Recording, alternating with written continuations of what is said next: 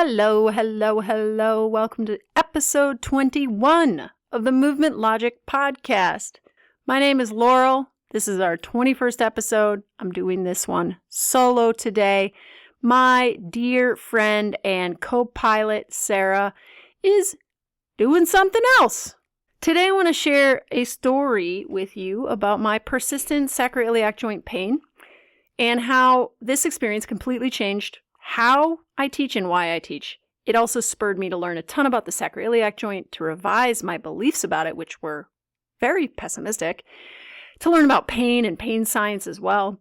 And this story is about how I built up my knowledge base and added some teaching skills for sure, but deeper than that, foundational to that, it's really about how I shifted my language, first and foremost, the language I use to talk about my body, my sacroiliac joint to be specific, but also by extension, how it shifted my beliefs about my body and what I thought I was doing as a teacher, teaching people to move, to be embodied. Now, I'm no psychologist, as you know. I'm aware, though, that language is powerful. I've been made aware of that through my career as a teacher. Teachers are public speakers. The words we use are very important to what it is that we're teaching and how we're teaching. Words shape, at the same time, whole narratives, whole beliefs about what it is we're talking about. And these layers, words, language, beliefs, these shape identity, and identity shapes behavior, right? So it's all self-reinforcing too, because behavior shapes identity, which in turn shapes beliefs and language and the words we use. So when we say language influences beliefs, we have to realize that in turn, beliefs shape language, and so we can't just replace some words with other words. That would maybe come off as really inauthentic, right? We have to kind of get to the root of what we believe and who we are and who we believe we are. So this episode has a little bit of anatomy and biomechanics in it, but it also has a lot of stories and language and human psychology wrapped up in it as well. So hopefully you're a fan of one or two of those subjects, and here it goes. I know many of you probably know this about me. About 5 years into teaching, I had persistent SI joint pain, and it was not fun at all. It caused me to have also this identity crisis, this existential crisis even, because the yoga practice that I'd found so much benefit from had started to make me feel bad. The postural practice of yoga hurt, and my SI joint hurt the most. I had this really awful, dull ache around my SI joint. It would occasionally turn into sharp shooting pain.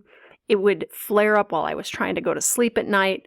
It would come up sharp and shooting and awful while walking. Sometimes in a posture would all of a sudden happen where I would just be in excruciating pain and would have to come out of the posture. My hip flexor seemed to be wrapped up in it as well. The pain would kind of wrap around to the front of my hip. I believed at this time too that my SI joints were inherently dysfunctional, fragile, and unstable joints in my body. By the way, the SI joint is the joint between your sacrum and your two pelvic halves.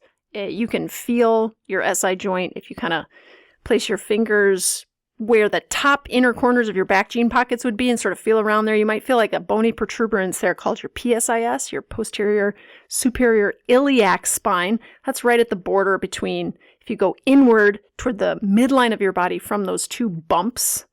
Underneath those bumps are the dimples, if you have dimples there. If you go inward of those two bumps, you'll hit your sacrum. So the sacrum is almost kind of wedged between your two pelvic halves, and the space between the sacrum and your two pelvic halves is called your sacroiliac joints. So I had pain around that area. And I believe, because of that pain, that my SI joints must be unstable. There's some kind of problem with the joint, I thought. I thought that I had actually made them that way by overstretching the tissues of my SI joints, the muscles, the ligaments, the tendons, the fascia. I believe that in a sense I had almost like misplaced my sacrum, like it had slipped out of place on the right side especially. I thought that it was kind of torqued. It was too loose on the right side. It was stuck on the left side. I thought that overstretching had contributed to this problem, but also maybe incorrectly aligning my hips, my pelvis, my spine, creating some kind of uncomfortably torqued predicament. And I didn't just feel these things, I vividly imagined them. This was the story I told. That was then, this is now. Today, happy to say I don't have sacroiliac joint pain. In fact, I stopped having sacroiliac joint pain almost immediately after starting to lift weights. I went to the gym personal trainer taught me how to do goblet squats, deadlifts, and to hang from a bar to strengthen my shoulders and my hands in that vertical pull position.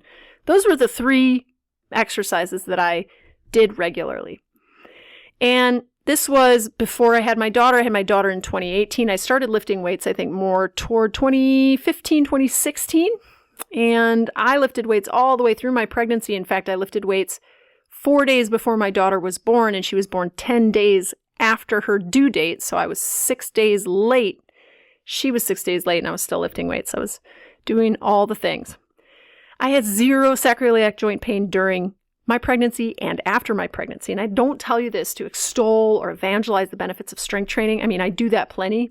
I believe strength training is very helpful, and I think everybody should do it, actually. But I tell you this because I believe strength training worked for me personally in reducing the symptoms that I had been experiencing. I don't think that it's necessarily the solution for everyone. Research shows that actually exercise in general has been shown to be helpful for people with SI joint pain. And exercise is very unspecific, right? What are we talking about? Strength training specifically helped me, but I think it's possible that other types of exercise could have helped me as well. Maybe running or swimming, or maybe even just doing Pilates instead of yoga, something maybe more moderate like yoga in intensity, but just different. The point is that during my pregnancy and now, I don't think that my SI joint pain was because I had an inherently unstable or fragile or problematic SI joint. In fact, when I look back on the time before I got pregnant, when I did have this persistent pain, I have revised my beliefs entirely. So let's go back. When I had this pain, I actually never got formally assessed or diagnosed by a clinician. Now, I love PTs. They're my superheroes. I work with Sarah. I think PTs, some of them are phenomenal educators. They are crucial in helping people solve problems with pain. But back then, I wasn't as much of a connoisseur of physical therapists, and I wasn't on the up and up in terms of what it meant to be an evidence-based provider and what it meant to maybe not be as much of an evidence-based provider, to provide treatment interventions that maybe weren't supported by evidence. And I think that there's a lot of both types of PTs out there, actually. And now I think I'd be much more careful in who I choose to help me with something like persistent SI joint pain. Back then, I probably just would have gone to the first person somebody suggested or whoever I could afford. But anyway, I'm kind of glad I didn't get assessed. Okay, and let me tell you why, all right? So I'm a fan of the Physio Network, right? Which is this platform online where people write reviews of research papers, various types of research papers. Listen to Sarah's episode on the 3 rules of research if you are looking for a crash course on this. Physio Network's awesome because they take meta-analyses, papers, things like that. They look at them and then write about what's in the paper so that people like me can read it and digest it a little bit easier. I don't have to comb through all the stats and whatnot and try to make sense of this really very technical language. These reviewers, they make it really easy for me to understand. So I go on the Physio Network and I'm reading about SI joint pain, and I'm learning that there's 2 ways that physical therapists tend to assess the SI joint when people complain of pain in that area. One is a provocative test. This is a movement-based assessment where they have the person move in a certain way and then they just observe whether or not that movement provoked pain in the area, and then they can rule in or rule out SI joint involvement in whatever's going on. These tend to be reliable, valid forms of assessment. Then there's another type of assessment that a lot of PTs do, and it's a movement assessment where they either through touch or sight palpate or watch someone move, and they notice how their SI joint is moving, either by touching the area directly or watching it. And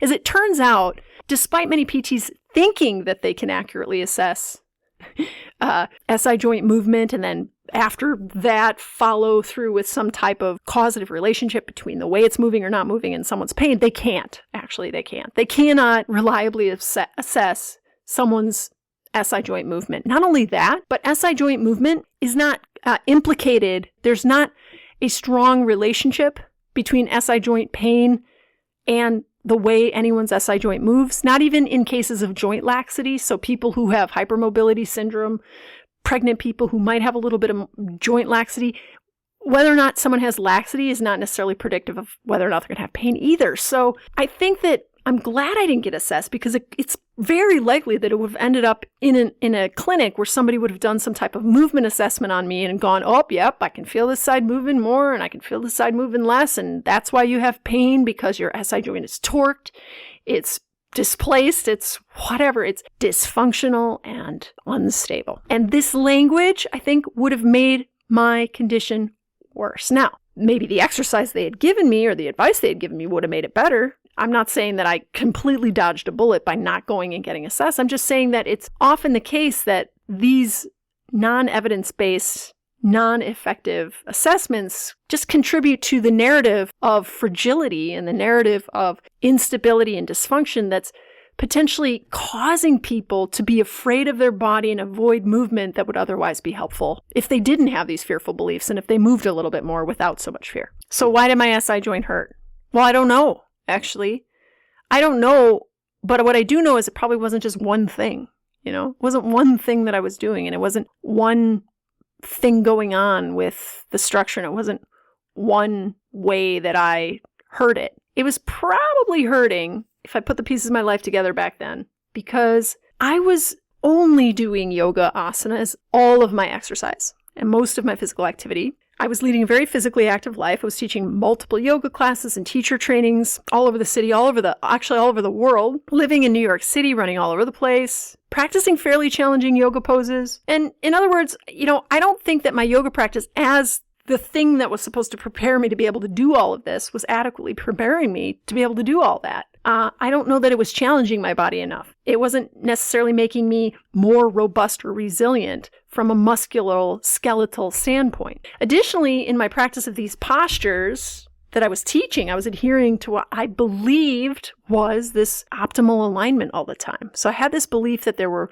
optimal ways of aligning a body that we should seek to find all the time, and then there were these suboptimal ways of aligning the body that we should just avoid. And I identified as an alignment-based teacher. So here's how my identity as an alignment-based teacher, how I differentiated myself in the marketplace, right? My specialty and why people came to me, or at least why I thought they were coming to me, was to help them align and move their body intelligently, well, safely. These are words that I would use. This was baked into my identity, and it's how I earned money for survival. So all the language I was using and all the beliefs I had were really rooted in this, this is my identity that I leaned into for my survival. In terms of the language I use, I think I'd often encourage certain types of alignments as being more stable over others that were less stable, or more safe over others that were less safe. I was micromanaging joint positions a lot, like preventing movement at one joint to maximize it in another. Not that that's inherently wrong, it's not inherently wrong to be able to differentiate, say, movement of the hip from movement of the lower back. It's just that if you are always doing that because you feel like letting, for example, the lower back flex when the hip flexes is dangerous, or letting the pelvis tilt forward at the base of the spine when you're back bending so that the lower back arches a little bit more, right? If you feel like those things are inherently dangerous to do, you're never going to do them, right? But you're also going to have this sort of hypervigilant fear around the body in those positions, as though if we don't go there, watch out, right? And that type of expectation for pain or danger is certainly not going to help someone who has pain have less pain. Meanwhile, and in addition, a recipe for overuse injury, if you're interested in having an overuse injury, just kidding, I know no one is, but if you have an overuse injury, it's possible that one of the ways you got that was by repeating a motion over and over and over again without variation. And if you think about it, this was the way I was approaching my yoga practice. It was repetition without variation. I repeated the right alignment all the time. Neutral spine, hips rotated or flexed or extended just so, feet aligned very particular way, very linear, a lot of straight lines, a lot of sagittal plane movements, like movement forward and back, but not side to side as much, or maybe not as much rotation. Certainly not multiplanar, right? A combination of movement through the planes. Twists had to be done a certain way. There's a lot of rules about how things should look, even how they should feel. Lots of prescriptive language, lots of prescriptive movement, lots of moving for the purpose of aesthetic, kind of looking a certain way, and not as much for discovery, for inquiry. And I was avoiding these myriad wrong ways of moving and aligning myself in a very kind of repetitive way over and over again. It may have even, unbeknownst to me, been incredibly helpful for me to explore those wrong alignments regularly, because that would have given my body more variety Additionally, the language I used to describe the sacroiliac joint in particular was also pretty pessimistic in the sense that I thought that basically everyone's SI joint was pretty unreliable. Like, just watch out for that area. It's very delicate. It's very fragile. And then a lot of people with pain, I thought it's because, me included, it was a dysfunctional or unstable area. I had a lot of friends at the time who were yoga teachers along with me who also had SI joint pain. So it wasn't just me. And we kind of all bought into this idea that there were actually certain poses that were probably the culprit, certain categories of poses that were the culprit. And we started kind of Xing out these poses and just deciding, you know what, I don't do that pose anymore because it's not good for me. It's bad. It causes me pain. Let me give you some examples. And maybe you've had this as well, or you can identify with this, or you still believe these things. I don't know. But for example, twists were very, very suspect. But it wasn't just like all twists. It was like how you were doing the twist. So there's this idea that you shouldn't let your pelvis turn in the direction your spine was turning. You should prevent it from turning. And that would be better for your SI joint. But then there was this whole other camp that said the exact opposite, which was that if you keep your pelvis fixed, level, say in Parivrtta Trikonasana, twisted triangle, can you picture that pose where you're folded forward, your legs are kind of scissored apart, you're folded over the front leg, your spine is neutral probably, right? If you're doing it right, quote unquote, right? And then let's say your left hand is down and your right hand is reaching up and your spine is rotating to the right. So if you let your pelvis rotate with your spine, that means the left side of your pelvis would move toward the floor as the left side of your rib cage moves toward the floor. Some people said that was what was causing the problem. Some people said that that was what you should do to avoid the SI joint pain problem. But then there was this other camp of people that would say, no. You have to keep your pelvis fixed, level with the floor. Don't let the pelvic halves shift position. Don't let the pelvis rotate. Keep the pelvis level and just rotate the spine from there. And that's going to be better for your SI joint. But then the other camp was like, no. That's what's causing the problem. That's what's torquing the sacrum.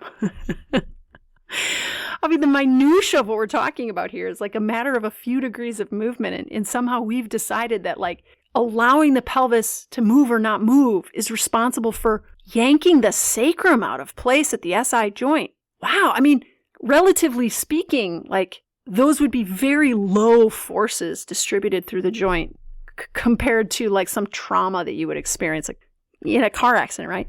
But yet we felt that those forces were high enough, or that the sacrum, the SI joint was fragile enough to where those very low forces would be enough to like dislocate the joint. Warrior One was banished. Asymmetrical poses in general were thought to be problematic. Definitely no more splits pose, wheel pose, especially if you lifted one leg up in that big back bend. Don't do that anymore. Back bending in general became rather suspect, especially there was a big argument about how the hips should be rotated. Should you let the hips turn out? Oh God, no, that's really going to crunch your sacroiliac joints. And that was the word that people would use, teachers would use, crunch, right? Or gosh, don't engage your glutes. Or if you engage your glutes, don't engage them too much. Or I've even heard engage the lower glutes, but not the upper glutes. But I'm pretty sure there isn't a lower and an upper glute. Then there was the idea that, oh no, actually, you should engage your glutes a lot, as much as possible. That's going to protect your SI joint. Oh, and you know what? I think we have SI joint pain because our glutes have turned off. Gluteal amnesia is to blame. All types of, by the way, gluteal amnesia is not a thing. Your glutes, if you can stand up from the chair you're sitting on, your glutes are working just fine. There was, a lot of distrust for a lot of different poses, and then also sometimes whole ways of engaging with the practice, like passive stretching, got a really bad rap. I think what we thought we were doing with passive stretching, I'll speak for myself, is like if I were doing something like the splits pose or like a big kind of try to get your leg behind your head type of pose, it was like akin to ripping the drumstick off of the turkey or something, like that we were these sort of inanimate objects that would just kind of fall apart if we pulled on ourselves too much. And, one of the thoughts was that like doing these big passive stretches would potentially dislocate your SI joint somehow. There were a lot of things we just thought were causing the problem. We avoided then, we canceled even. Hypervigilance was really at the root of all of this, though. It was like people were afraid. I was afraid. I didn't know what was causing my pain. And so there was just a lot of fear and distrust of the practice, especially the poses that provoked pain, of course, but then also just of my body. Now, meanwhile, did you know that according to science, the only established cause of SI joint pain, this is the established cause, this is the one they can show for sure, is trauma. So think car accidents. That's a lot of force, that's a lot of impact that would take place through the pelvis potentially. If you're in a car accident, yes, that would be causative of SI joint pain. That's different than correlation. That's different than, being predisposed to SI joint pain. There are also activities and conditions that can predispose people.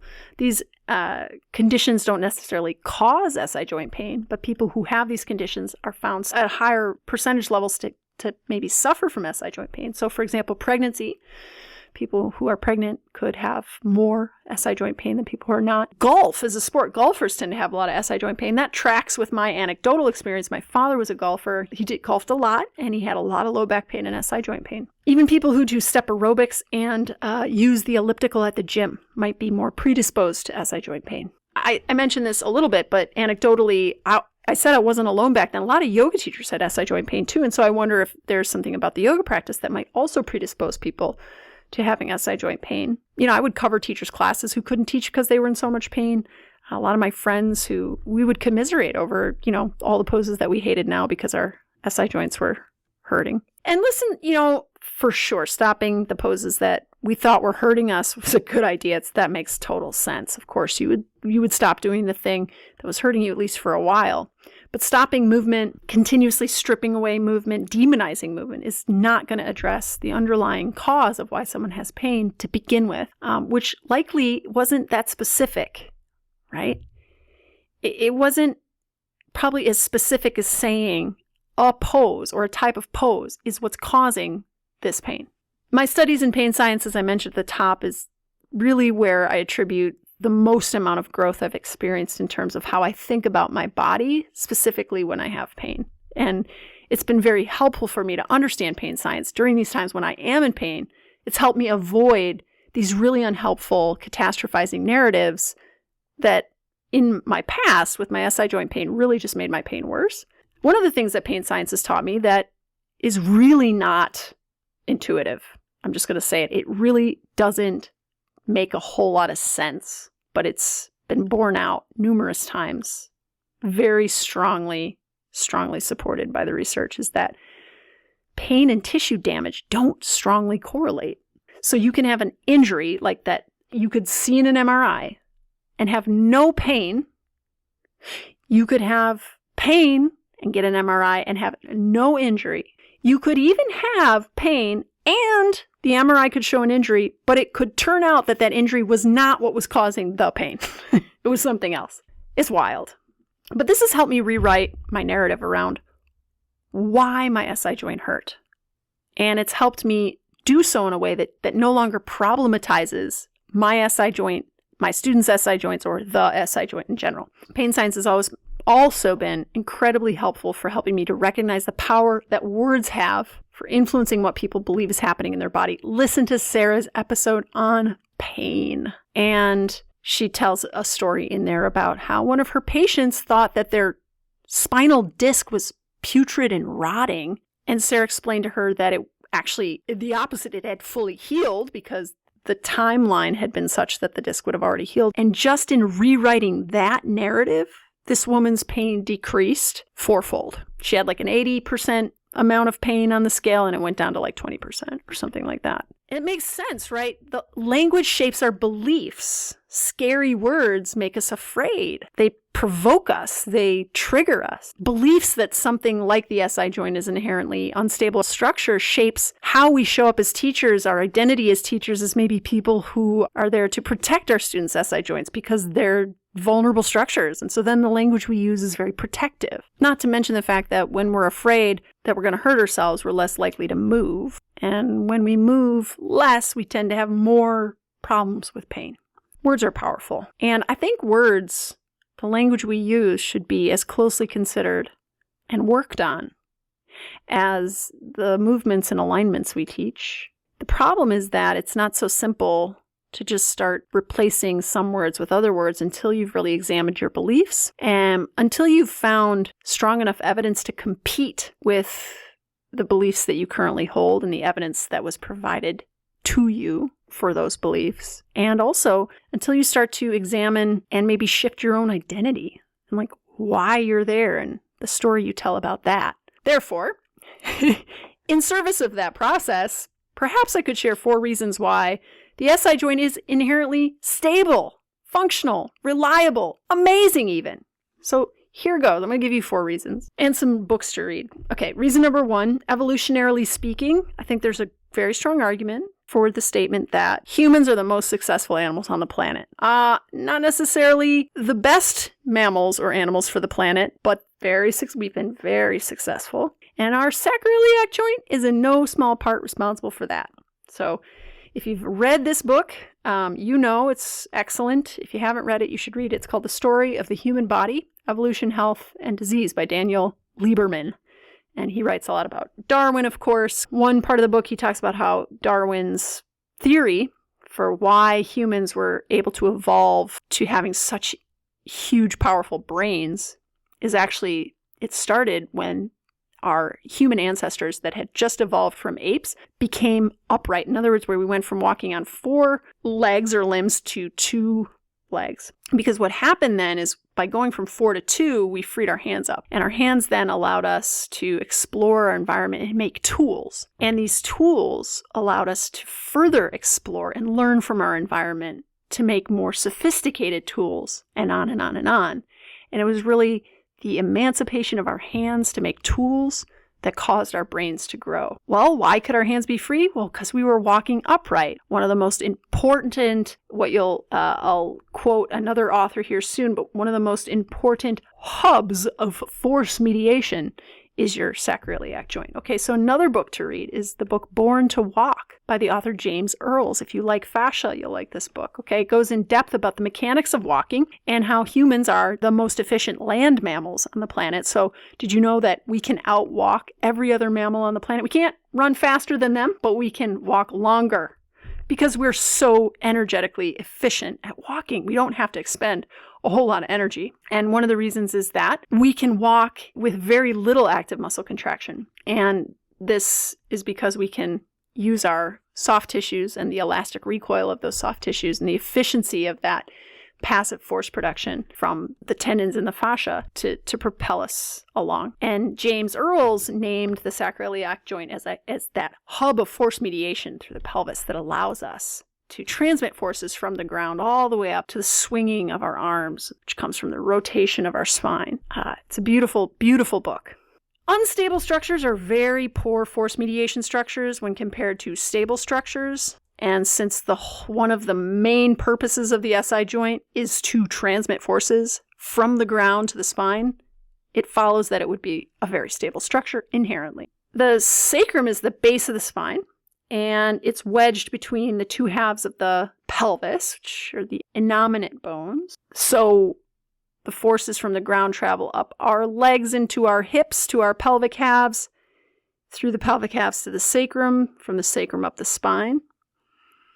And this has been a very successful structure. Evolutionarily speaking, unsuccessful structures, unsuccessful traits, unsuccessful characteristics in terms of the evolution of biological organisms don't tend to stick around very long. So the SI joint evolved to allow us to transmit forces from the ground so that we could walk with incredibly efficient mechanics of gait as well as all the other ways we humanly move. All right, reason number 2, the SI joint can move a little, not more than 0.5 degrees when standing. However, believe it or not, clinicians cannot assess accurately whether or not it's moving and how much. And I mentioned this before, but it bears repeating. What this means is that because of this unreliability in clinicians' ability to accurately assess sacroiliac joint movement, it follows that if this assessment of the movement of the joint is unreliable, any prescriptive diagnosis they make based on that movement as being causative to pain is bullpucky. Man, bullpucky, there's a word. Haven't used that one probably ever in my life, but hey, saved it for the podcast. So what does this mean? It means that additionally, Yes, the SI joint can move. Whether or not and how much it moves has not been shown to be causative to pain, nor has laxity of the joint. So you can have ligamentous laxity and have no pain, and that'd be just as likely to happen as if you don't have ligamentous laxity and do have pain, right? So it's not causative. Reason number 3 that your SI joint is not unstable: bones and joint tissues of the SI joint are what make it incredibly stable, namely how the bones fit together and then how the ligaments, the very powerful ligaments made up of incredibly strong collagen, hold those bones together. The sacroiliac joint is made up of the surface of the sacrum, the two sides of the sacrum kind of faceted to the two sides of the pelvic halves, and their surfaces, both surfaces, the sacrum and the pelvic half, are rough, so they kind of fit together in this very high friction way, which prevents translation, movement, sliding, makes it very stable. But there's also this curved shape to the sacrum and then kind of a bony ridge, a prominent ridge at the top, which locks the sacrum into place. So it's very secure from that standpoint. But then on top of that, we've got all these massive ligaments. If you look at an anatomical rendering of that area of the body and you see the ligaments across the joint, they're huge. And then there's the way that, just from a mechanics standpoint, gravity helps kind of wedge the sacrum between the pelvic halves, but then how ground reaction force helps wedge the pelvic halves back into the sacrum. So through compression, this joint is held together very securely. This is what's called form closure. Reason number 4 that your sacrum is reliably stable is that it's thought that the muscles do contribute to the stability of the SI joint, but it's possible that they aren't as important as we think. This is, something that is debated. This idea of there being force closure or muscles being responsible for the relative stability of the SI joint is one model. It's one way of thinking about how this joint is or isn't stable. One of the largest, most powerful muscles of the body, the gluteus maximus, is not very active during walking, right? We know that human gait is very energetically efficient, which means that there's low muscular involvement in gait. The gluteus maximus is also one of those muscles that contributes to this force closure right across the SI joint. But if it's not active during standing, it's not very active during gait, that would mean then we'd be almost at risk of our SI joint kind of slipping out of place while standing or walking, and we're not. So that one's up for debate. But if our biggest, strongest muscles aren't as active in this movement that we do all day long and that we can do very efficiently, like the gluteus maximus in walking, it would follow then that maybe muscles aren't as important to the stability of the SI joint as we think, and that it's actually more of bony and ligamentous stability that we're benefiting from in this area. And what that means is that a muscle's relative strength or weakness maybe has no impact on how relatively stable or unstable our sacrum is. We could potentially alleviate the symptoms of pain around the area by strengthening our muscles, but it wouldn't be because we made our SI joint more stable, if that makes sense. So back to when I had persistent pain. During this time, I was operating under this narrative, as you know, that my SI joint was unstable. I thought it was torqued. I thought specifically that my right side was really loose, my left side was stuck. And I visualized this looseness on the right side and this stuckness on the left side anytime I had pain. I could visualize almost like this floppy right side and this like really rigid, wedged, jammed left side. And I would do things to try to get the floppy side to not be so floppy and the left side to be less jammed or stuck. But the things I was choosing to do were like, yoga type stuff, somatics, things like that. Pelvic clocks, various kind of cat-cow type things while sitting, really low load stuff. It wasn't working. However, unpredictably to me, there would be times when I didn't have pain. Of course, since I didn't know what caused the pain, I also didn't know what caused the relief from the pain either. But during these times when I didn't have pain, I thought, okay, my sacroiliac joint now is in place. It's not torqued. See, I had this whole specific story of what was happening and what was causing my pain. The story I had was almost like a knife or a scalpel. It would be able to dissect away all of the other possible causes for my pain, all of the possible contributors, and carve out this really neat, tidy explanation. And then the actions that I took to fix my pain had to fit very narrowly within this narrative as well.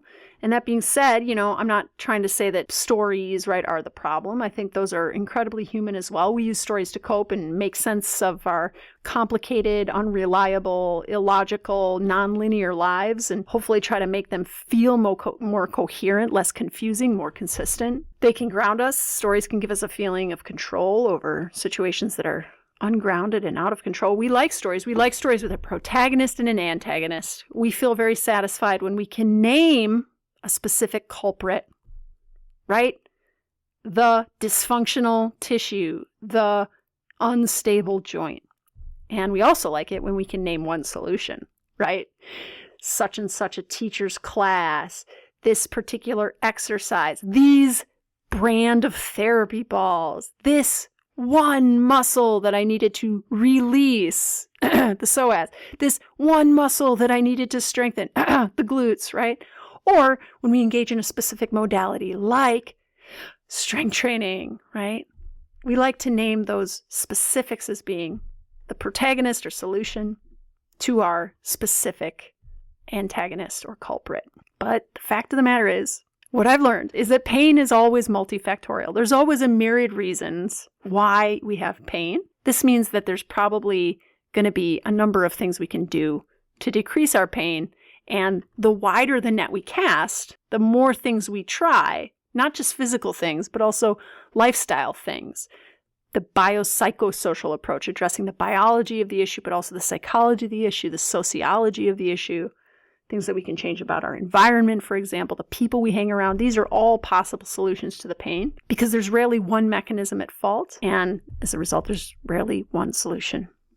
We need a multi-pronged, multi-layered approach.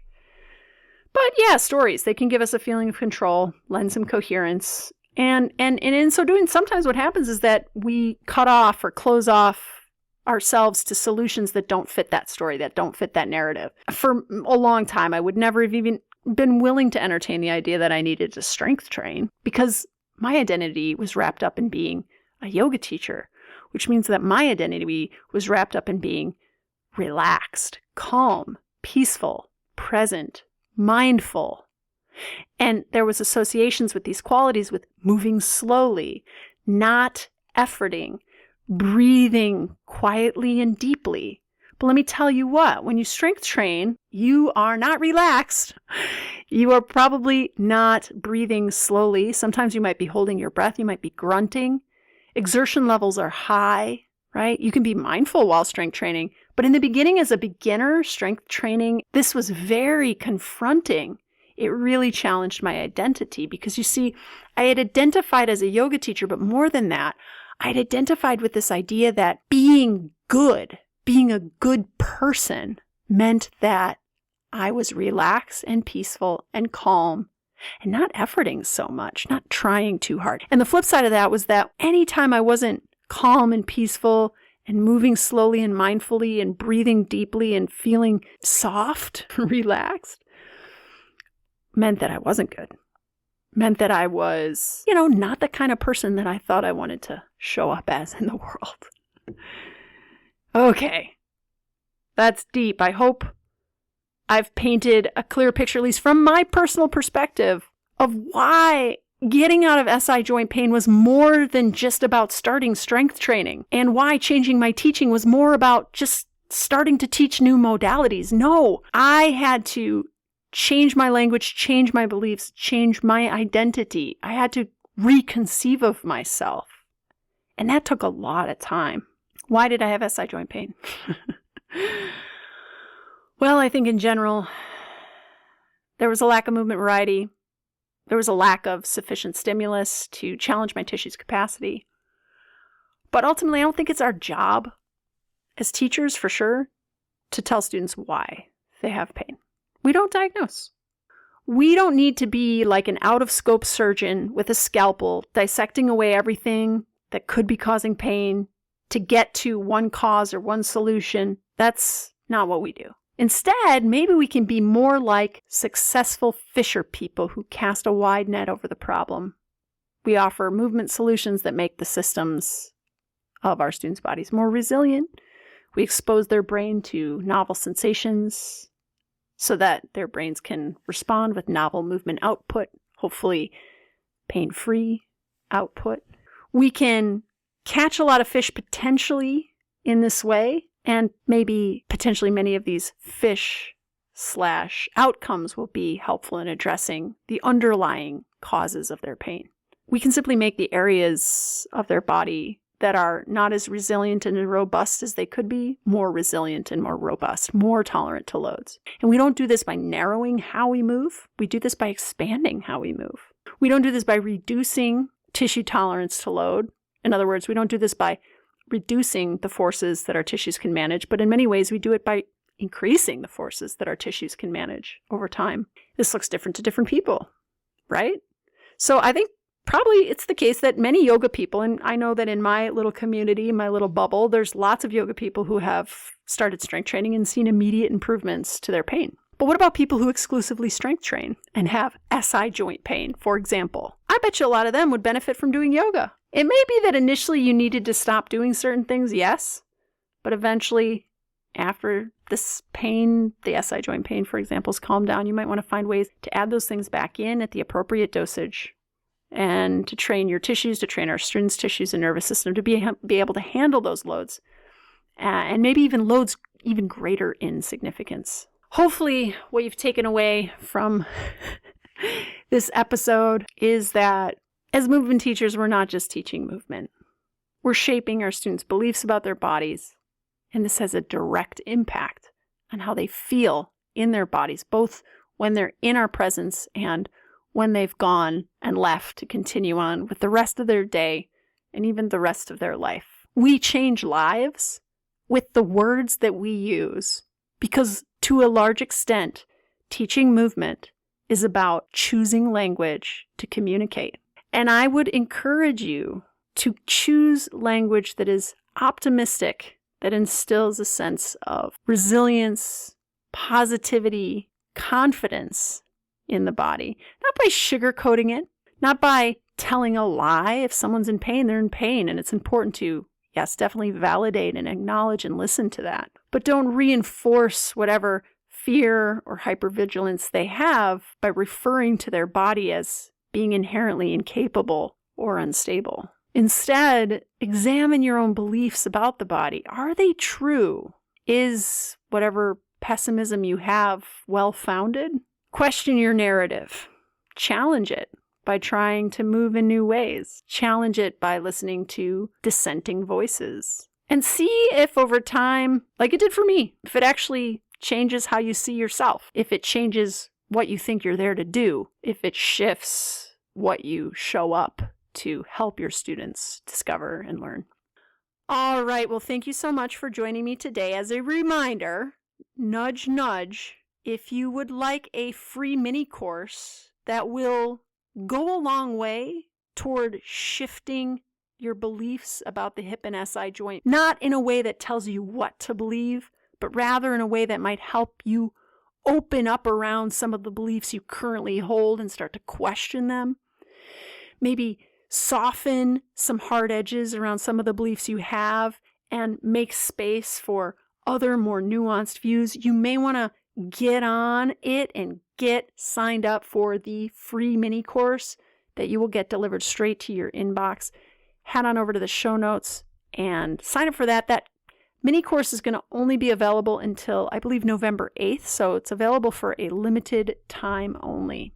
Thank you so much for listening today. I hope this conversation has been helpful. You know what I'm going to ask. If you can spare a minute, please rate and review our podcast, Movement Logic, Strong Opinions, Loosely Held. It helps us enormously get the good messages out there about the SI joint and also all the other topics that we talk about to help teachers teach with more purpose, more clarity, more nuance, more critical thinking, and just more joy and fun. If you want to watch me talk to myself in my basement, you can watch the video version of this over on our website, www.movementlogictutorials.com. If you're not on our mailing list, you can get on our mailing list.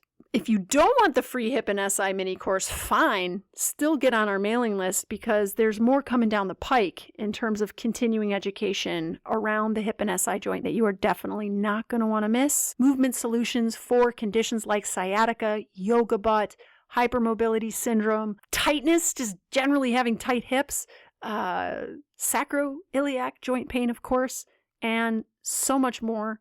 So get on our mailing list if you're not already. Thanks for joining me, and we'll see you next week.